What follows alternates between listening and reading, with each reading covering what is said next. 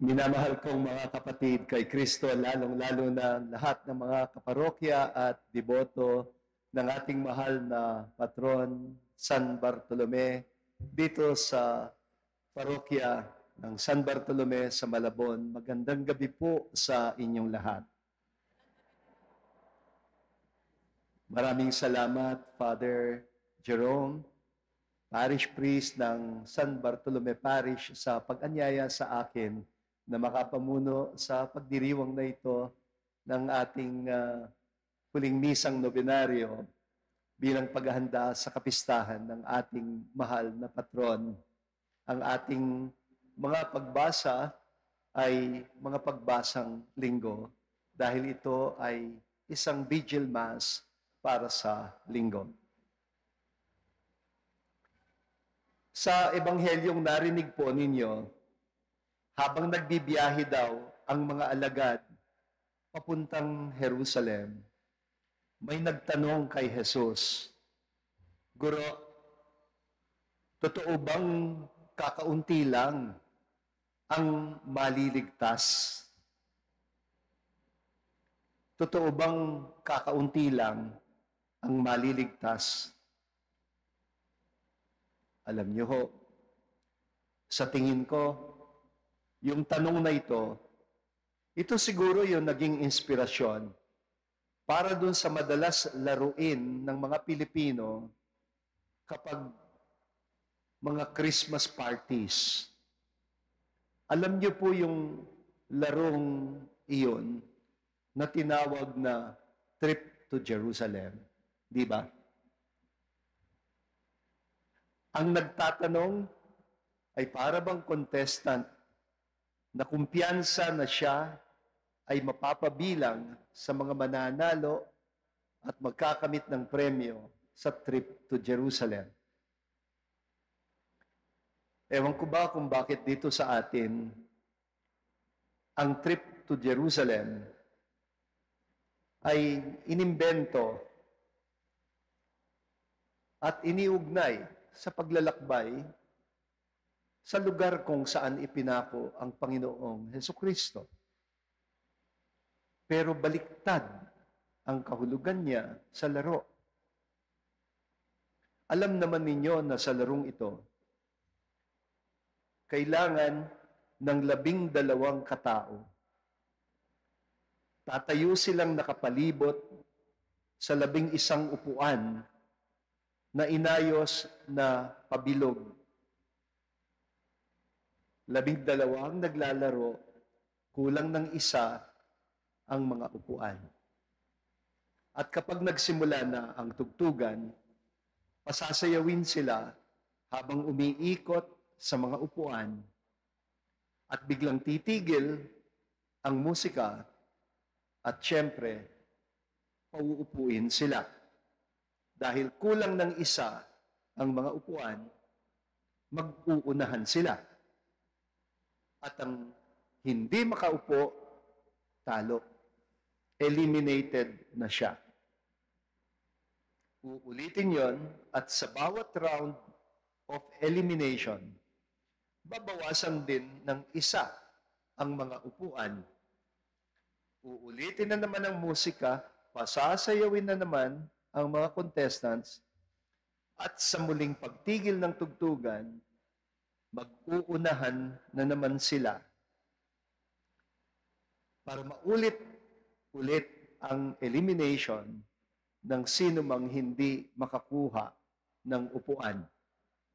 Uulit-ulitin ito hanggang 2 na lang ang matitira sa mga kalahok. At isa na lang ang upuan na pag-aagawan nila. Dahil ang alam kong trip to Jerusalem, yung totoo, ay ang biyahe ng Panginoong Hesukristo na humantong sa pagbubuwis niya ng buhay para sa ating katubusan o sa katubusan ng sangkatauhan. Nagtataka talaga ako kung bakit tinawag nating trip to Jerusalem itong larong ito. Hindi kaya mas bagay na tawagin siyang trip to hell, biyahe patungong impyerno? Kasi ang sikreto ng pagpanalo ay unahan, tulakan, gitgitan na hindi naman natin pinopromote sa ugali ng tao. Walang iniisip ang mga kalahok, kundi ang mauna sila na makaupo at ma-eliminate ang iba hanggang sa mag-isa na lang siya at siya ang mananalo ng premyo.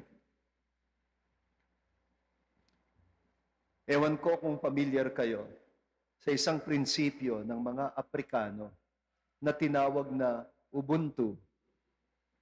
Meron daw isang propesor, nagdala siya ng isang bag ng candy.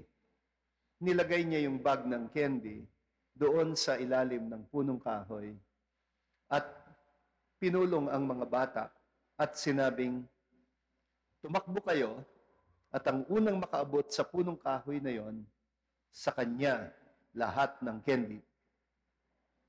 At sinabing, on your march, get set, go. At takbuhan sila. At pagdating nung nauna, doon sa punong kahoy, hinintay niya ang lahat ng mga kasama niya. Hanggang sa dumating sila doon sa nakapalibot sa punong kahoy at pinulot yung candy at pinaghati-hatian nila at lahat sila ay masaya.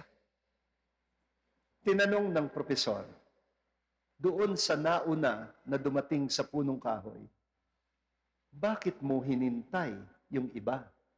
Gayong ikaw ang nauna, dapat sa iyo lahat yung candy. Ang sabi ng bata, kung makuha ko yung candy, ako lang ang masaya. Pero kung sabay-sabay kami at paghahati-hatian namin ang candy, lahat kami masaya. At ang tawag daw sa prinsipyong yun ay Ubuntu. Ubuntu. Biro nyo, mga Aprikano, mas sibilisado pa doon sa puti na propesor na nag-aral sa pamantasan sa Europa.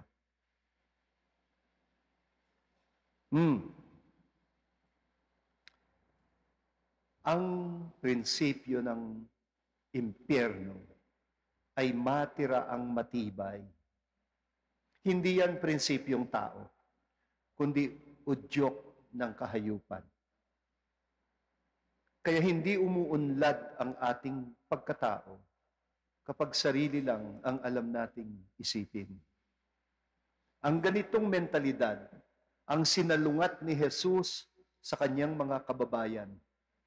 Ang pag-aakala na porket sila'y chosen people o bayang pinili ng Diyos o mga anak at apo ni Abraham, ay akala nila automatically sigurado na ang kanilang kaligtasan.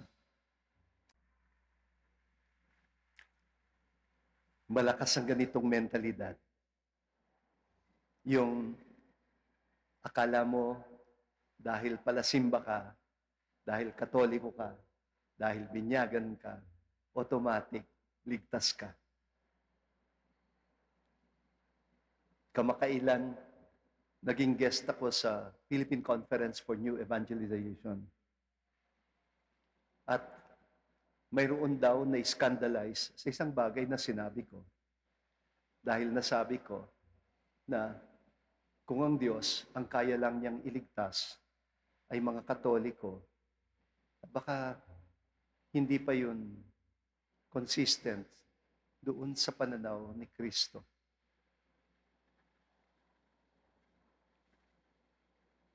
Sa ating first reading, narinig natin na sinalungat din pala ng propeta Isaías itong ganitong klaseng mentalidad Sa orakulo na binigkas niya, darating daw ang panahon na titipunin ng Diyos ang lahat ng mga bansa, hindi lang ang Israel. Pagkakaisahin sila at gagabayan daw sa isang trip to Jerusalem. Isang paglalakbay patungo sa sagradong bundok upang makibahagi sa kadakilaan ng kanyang kaharian. At hindi elimination ang hangad ng Diyos, kundi inclusion. Hindi kalooban ng Diyos na babawasan, kundi ang madagdagan ang bayang kanyang pinili. Ewan ko ba kung bakit ang daming mga Katoliko na ang tingin sa Diyos nakakatakot. Iniisip natin na ang Diyos mamimili lang. Gagantimpalaan niya yung mababait, yung mabubuti, yung matuwid. At babarbecuehin niya sa impyerno ang mga pasaway. Maraming taong ganyan pa rin mag-isip. Kung ganyan ang konsepto natin ng Diyos, baka hindi pa talaga tayo Kristiyano. Bakit? Ang ibig niyong sabihin, ang kaya lang iligtas ng Diyos, yung mga mababait lang. Wala namang ka-challenge na magligtas ng mabait. Kayo, parents, love nyo ba yung mga anak nyo pag mabait lang sila? Pag naging pasaway sila, hindi nyo na ba sila mahal? Mahal pa rin, di ba? Pagagalitan ninyo, sasawayin ninyo, pero pati yung galit ninyo, pag-ibig.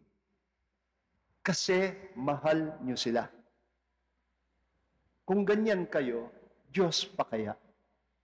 Bakit kayo maniniwala ng Diyos ay nanggagalaiti na magparusa ng mga tao? Ang konsepto ng Diyos na masyadong excited na magtapon ng mga kaluluwa sa impyerno ay walang kinalaman kay Kristo. Na para bang walang saysay ang kamatayan, pagdurusat kamatayan niya. Sa ating second reading, sinasabi ng manunulat na huwag daw kalilimutan ang mga paalala ng Diyos sa kanila bilang kanyang mga anak. Ang mga anak na tinutukoy ay mga miyembro ng bayang Israel. Mga anak katapo ni Abraham, ng bayang pinili ng Diyos. Dahil nga kasi kung minsan, kung umasta sila, ay parang mga batang laki sa layaw na masyadong adelentado, masyadong kampante, napapaboran sila ng Diyos. Kaya paalala niya, dahil nga sila'y tinuturing ng Diyos bilang mga anak niya, sasawayin niya sila, didisiplinahin sila upang sila'y matuto. Hindi naman tinawag ng Diyos sina Abraham, Isaac at Jacob upang sila lang ang makinabang sa pagpapalang kaloob ng Diyos sa daigdig. May misyon sila.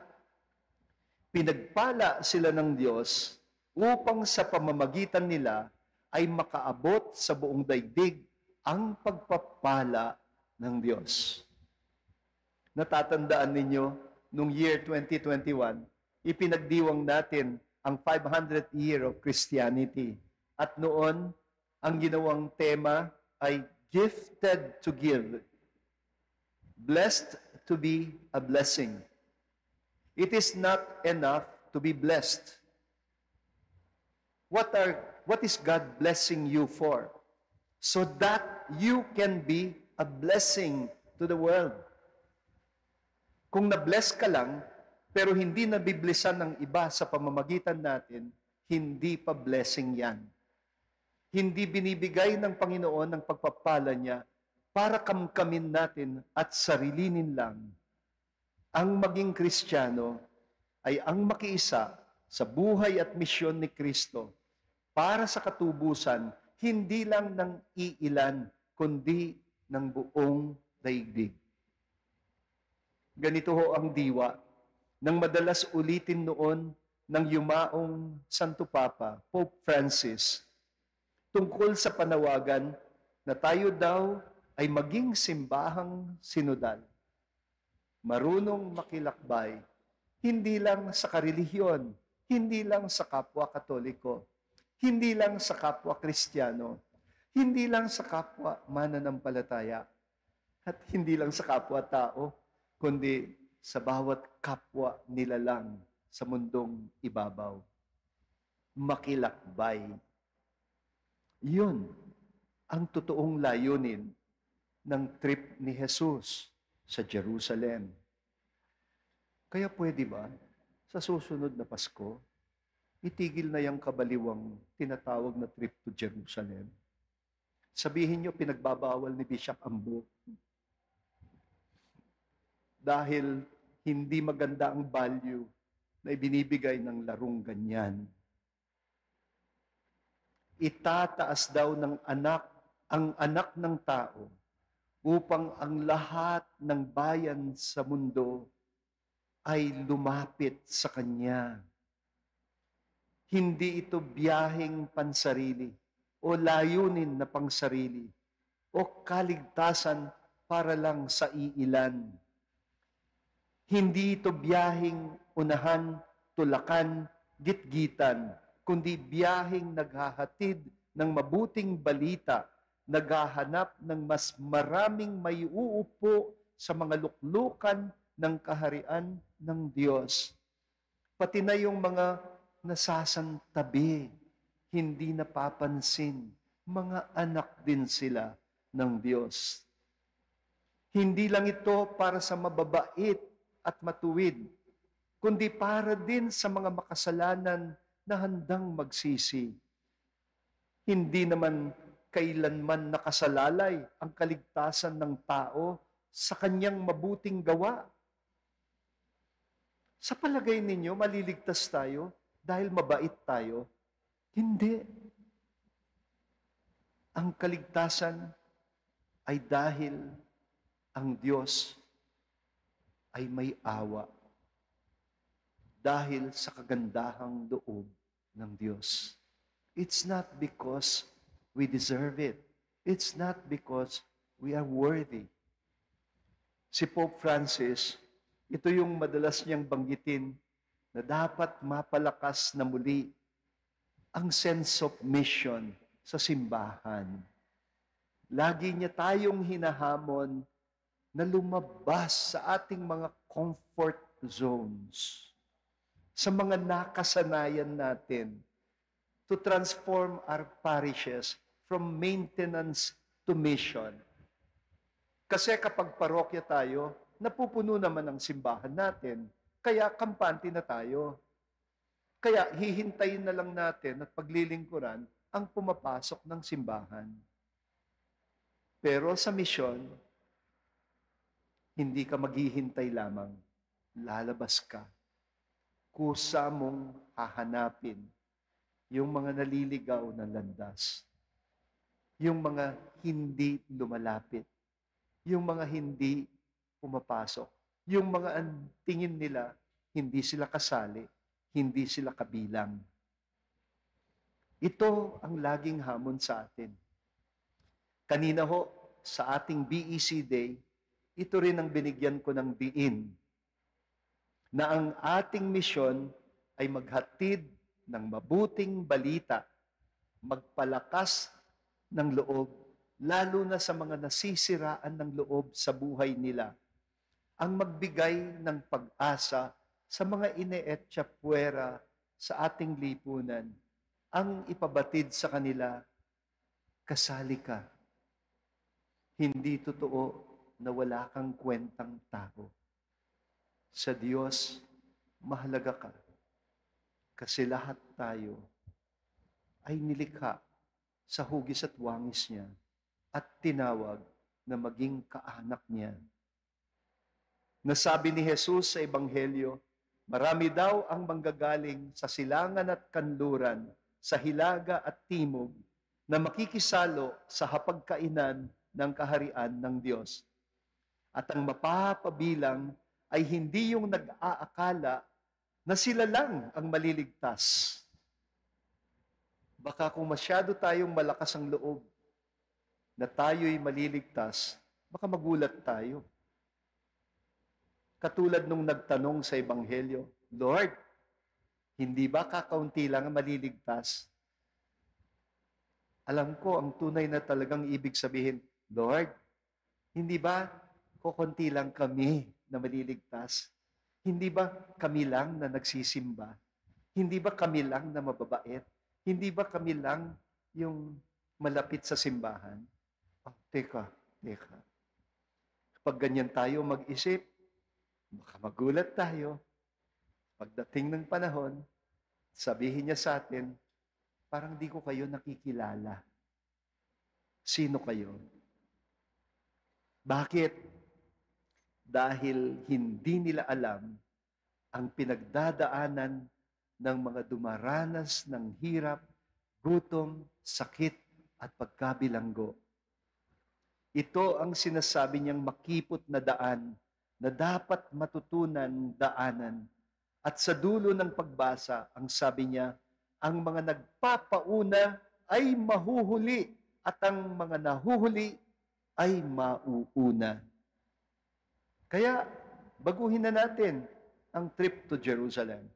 Imbes na unahan sa pag-upo, pagtugtog ng musika, ang magpaparaya at magbibigay ng upuan sa mahihina, siguro yun ang dapat magkamit ng premyo. Imbes na mabawasan, madadagdagan ang mga upuan upang ang lahat ay makaupo sa hapagkainan ng kaharian ng Diyos. Ganito naman kasi ang pinangako ng Diyos sa kanyang mga alagad. Sa Mateo 19, sinasabi, darating ang araw na babaguhin ng Diyos ang mundo at ako, ang anak ng tao, ay mauupo sa aking trono at kayong mga tagasunod ko ay uupo rin sa 12 trono upang husgahan ang 12 lahi ng Israel. Ito ang ating Diyos, a welcoming God. Hindi Diyos na nagtataboy, kundi Diyos na nagpapatuloy at handang sumalubong sa bawat isa sa atin. Naway ito'y magpalakas ng ating loob dahil ito ang mabuting balitang hatid ng Panginoong Hesukristo.